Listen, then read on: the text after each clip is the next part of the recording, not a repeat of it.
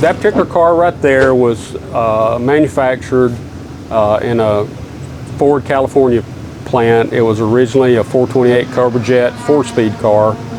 Calypso Coral, had the spoilers and slats and everything on it. Pretty well sought after car in its own right. A fellow named Marty Urin was a big road racer out on the West Coast, and he bought the car when it was maybe a year or so old and made a Trans Am Boss 302 out of it. Used a lot of parts that were left over from the 1970 season when the factories were involved in it. It's got some very special Bud Moore spindles and other components under it. Bud Moore developed his connection with NASCAR and his ability to build winning race cars bled over into the Trans Am, and so it campaigned out there for many years and actually was upgraded to the GT1 class with a 351 Cleveland, wider tires, fender flares, and it was campaigned for many years before it ended up in the back of a machine shop, used as a shelf for supplies and materials when a fellow named Mike LeCaster, he pulled it out and got its history and restored it back to the way it was when it ran as a Boss 302. And he ran it on the West Coast for a few years and decided to part with it, and I was fortunate enough to catch a remote ad, and I sent Jim Barfield, my crew chief, to California to look at this car. And he said, well, you're not going to find a cleaner one. He said, there's no rust on it whatsoever. But, you know, it had wear and tear on it, and the needed some serious tender love and care. So Jim went from bumper to bumper on it. Bill Elliott's brother, Ernie Elliott, built an engine for it. And Jim Barfield, my crew chief, worked for Bill for 16 years as a car chief, crew chief, and shop foreman. And so he's very experienced in making a car set up to road race well. And so he put his critique on it, and that little car really made its East Coast debut and scene with Bill Elliott and Ray Evernham driving it in the Pro-Am at Indy. And the car did quite well and campaigned it up there in the Pro-Ams a few years, and it won the inaugural NASCAR Pro-Am.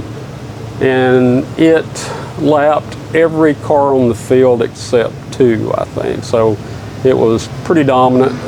You know, now everybody's kind of caught up, you know, to us, but we're still in the thick out there. And when Bill's driving the car, he's tough to beat.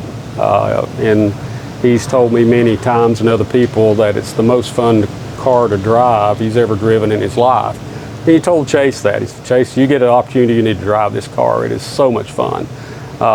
You actually have to take that car by the nap and pull it around the tracks because it's a street car. And it doesn't turn like Porsche's does, and it's got front end weight. And we're running bi-ply tires, and so it slides and it moves and it gets out of shape. And when it does get out of shape, you don't lift the gas, you just stand on it harder and it'll just come right back and keep digging. So it's a workout to drive it, but you find yourself grinning. The 428 Carbojet was a big block car, and the shock towers in the front end was a little bit beefier on that big block car versus a small block car. And Marty said he chose it because he wanted the beefier shock towers that the 428 had. And I guess that was maybe his only reason, and at the time there were probably plenty of them and they were relatively inexpensive. But at the end of the day, it's still that old Mustang unibody car, steel doors, roof, the whole structure up front. It's, you know, just a, you know, you can put mufflers on that thing, drive it on the street. Maybe one day it needs to get restored back to that configuration, but for the time being, we're going to leave it like it is, enjoy it, and get out here and let folks see it. Support brands that support Classic Motorsports. Get your chemical solutions from CRC Industries. Visit crcindustries.com to learn more.